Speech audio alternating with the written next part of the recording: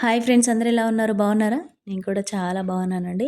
ఈరోజు వీడియో ఏంటి అనుకుంటున్నారా? ఈరోజు హన్మకొండ బస్ స్టాండ్‌కి దగ్గరలో పద్మాక్షమ్మ టెంపుల్‌కి ఆపోజిట్ గల్లీలో ఉన్న సిద్ధేశ్వర ఆలయం పక్కన ఉన్న కొ కొండపైన కాలభైరవ టెంపుల్ గురించనమాట. ఈ సిద్ధులు వాళ్ళు తపస్సు చేయడం వల్ల శివుడే కాలభైరవుని రూపంలో ఆ గుట్ట పైన వెలిసాడని చెప్పుకుంటారు. సో, నిజంగా అంటే చాలా బావుంది టెంపుల్ అయితే.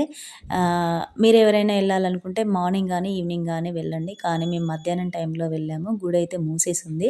సో, ఇది గుట్ట పైన అనమాట. స్టెప్స్ ఎక్కుకుంటూ వెళ్ళాము. మధ్యలో కూర్చున్నాము. సో, ఈ స్టెప్స్ అయితే ఎక్కుతుంటే అసలు గుట్ట మధ్యలో నుండి తులిసినట్టుగా ఉంది. బండల మధ్యలో స్టెప్స్.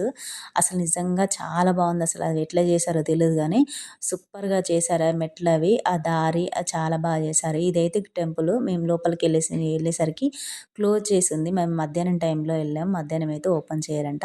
సో, లోపల కాలభైరవుడు, ఒక సైడు వినాయకుడు, ఇంకో సైడ్ అమ్మవారు, ఇంకో సైడు మారేడు చెట్టు, అక్కడ త్రిశూలం పెట్టి ఇంకా దీపం కూడా పెట్టారు. దీపం కొండెక్కకుండా ఒకటి బాక్స్ కూడా అమర్చారు.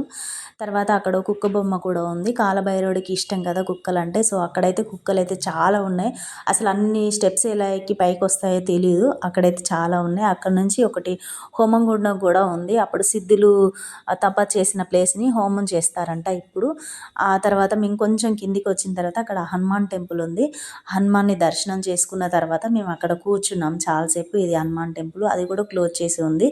సో, అలా అంతా దర్శనం అయిపోయిన తర్వాత కాసేపు కూర్చొని మళ్ళీ తిరుగు ప్రయాణం స్టార్ట్ చేసాం. ఇదన్నమాట Kalabhairava temple. Thank you so much for watching.